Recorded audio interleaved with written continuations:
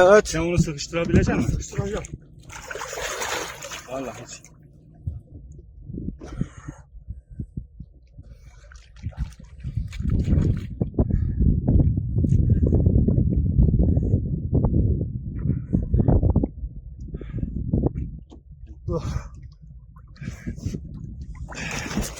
Şimdi şurayı bir bağlayacağım. Şurayı bir tut. Ha?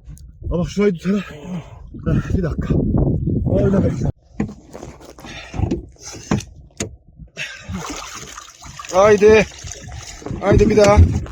Ya Allah. Neydi abi sana? Evet, kurtarma operasyonu başarıyla sonuçlanmıştır.